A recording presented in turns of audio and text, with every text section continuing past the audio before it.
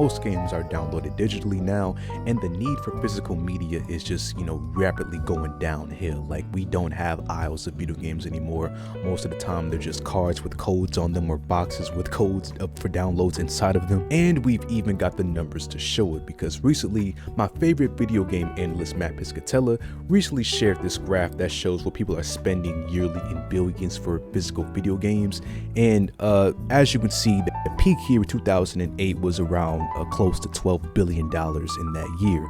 And now here in 2024, it went down to less than $2 billion, and as you can see, he notes 85% below its 2008 peak. And what else can I say about this that some other YouTuber in your algorithm hasn't already, said in the title for you to go buy as much physical media as you possibly can right now, since everything is so expensive and going subscription based. Even though, to be honest, obviously people are buying physical media for just the the archive reasons, just to have these games so they aren't taken away from you on digital platforms. But even for new games, most of them are just downloads, like I said, like download codes and whatnot. Like, the only platform that generally has like most of their releases, like mainline first party releases that can be stored on their gaming cartridges, is the Nintendo Switch, and I'm pretty sure with the Switch too.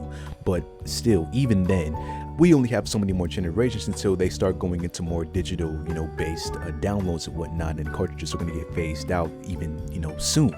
Luckily, more and more gamers are getting aware of this and are making, their own archives of these games and backing them up somewhere in, a random hard drive.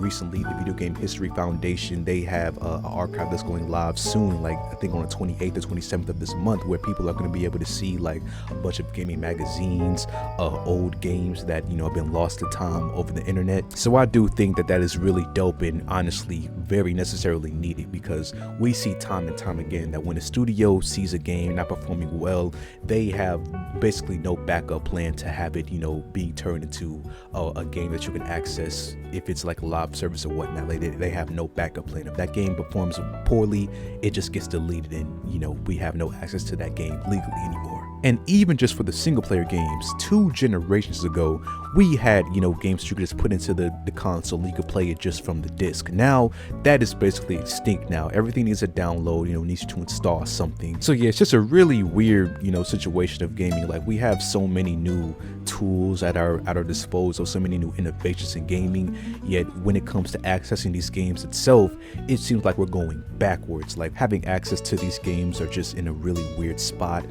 Most of the time they require you to have an account. Like, even if it's single player, you have to be online. Like, that shit is stupid. And now physical games are really just going to be a novelty that we're only going to see in like deluxe editions or those collector's editions where they'll only include the game then. And still, like, some of those editions don't even include the disc in those, like just a download code in those cases. So it's really just a dying thing.